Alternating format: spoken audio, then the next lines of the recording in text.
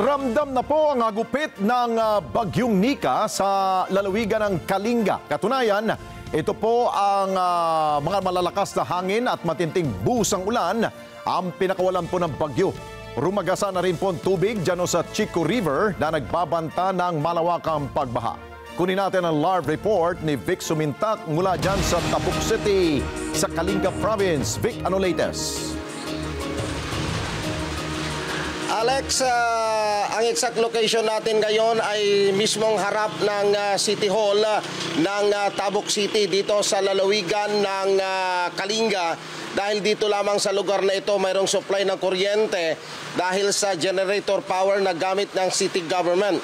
Sa pagdaan kanina ng bagyong Nika dito sa lalawigan, pasado alas 2 ng hapon, ay nakalagpas na ito, pero malakas pa rin ang hagupit ng hangin dahil sa sinasabi ng mga nasa City Disaster Risk Reduction Management Office na ito yung pinakabuntot ng bagyo na mayroon pa rin dalang manakanaka ay pagbugso ng malakas na pag-ulan.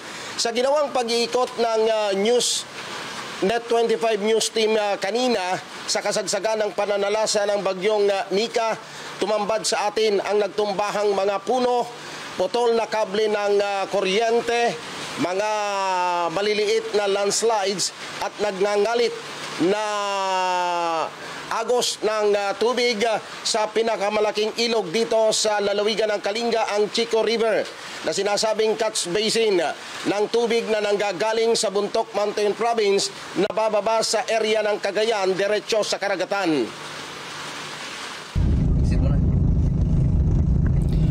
Bago pa man tumama ang bagyong Nika sa Tabuk City, Kalinga, ay naputol na ang supply ng kuryente sa buong lungsod. Will be dispatching personnel from... Ito'y habang nagsasagawa ng emergency meeting kaugnay ng pagharap sa pananalasa ng bagyong Nika sa probinsya ng Kalinga. Sinabi ni City Administrator Arnold Istañero na may sapat na pondo ang lungsod na magagamit para tulungan ang mga residenteng tinamaan ng bagyong Nika. We have a regular fund for these typhoons that will be visiting us. Ina-assess natin, ina-update natin yung preparation natin for this typhoon. Inihayag naman ni Jeremias Amakiw, head ng City Disaster Risk Reduction Management Office o CDRRMO, na handa ang lokal na pamahalaan ng Tabuk City para harapin ang naging epekto ng bagyong Nika sa kanilang lugar. Ang Tabuk City ay mayroong 43 mga barangay na ilan sa mga ito ay nasa mabababang lugar malapit sa Chico River. We have barangay emergency operation centers. So by this time, these barangays are already, this EOC na barangays are already activated. Umapila din si Amakiw sa lahat ng mga residente sa kanilang lungsod na maging maingat at sumunod sa mga patakarang pangkaligtasan sa panahon ng kalamidad. Sa report na tinanggap ng Tabuk City Disaster Command Center, sinabi ni Aurora Amalig, Information Officer ng City Government, na marami na rin ang nasa mga evacuation center para sa kanilang pansamantalang kaligtasan.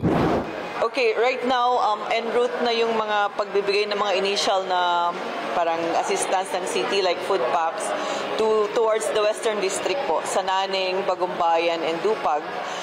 And then we have a separate team that will go later on sa Magnao kasi magkakahiwalay itong mga barangays, sir. But these are the barangays na talagang landslide prone itong mga areas na to.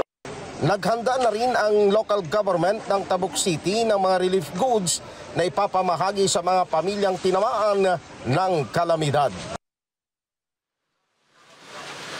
Alex, bukas ay magsasagawa ng tinatawag na Rapid Disaster Assessment ang local government ng Tabuk City para tignan kung gaano kalawak, lalo na sa sektor ng agrikultura, ang idinulot ng pagdaan ng bagyong Nika dito sa lalawigan ng Kalinga. Balik sa inyo, Alex. Okay, Vic, magkaiba ang sitwasyon doon sa Cagayan. Nung nakalipas sa linggo, ang ating binabantayan yung coastal areas dahil malapit sila sa karagatan. Dito naman sa Kalinga Province, alam natin, kabundukan dyan. Kaya madalas ang landslide Ano bang sabi ng local government dyan na may mga lugar talaga na considered as danger zone na? Dahil nga, may pagguho ng lupa, yun ang delikado, di ba, Vic? Tama, Alex, yung barangay Bado Dangwa, kung saan naroon yung Chico River Dam, doon nagaganap itong mga landslide at saka yung pagtumba ng mga puno. Dahil ang sabi ng CDRRMO ng Tabuk City, lumambot na yung lupa ng kabundukan dito. Kaya maya't maya, kanina muntik na kaming matrap nung nandun kami sa may dam, muntik tamaan ang ating kasama, pero sa awa naman ng Diyos ay payapa kaming nakabalik dito sa lungsod. Dahil napakadelikado, kaya pinaalis na kami doon at kumuha ng alternatibong daan, yung makipot na daan sa ibaba ng irigasyon na konektado dito sa Chico River, Alex. Okay, ingat kayo dyan, Kuyang Vic. Vic Sumintak, mata natin dyan sa Kalinga Province. Maraming salamat sa inyo pong pagsubaybay sa Mata ng Agila Primetime. Para malaman ang matatag, matapang at matapat na mga balita, i-follow lamang at mag-subscribe sa @Net25 TV.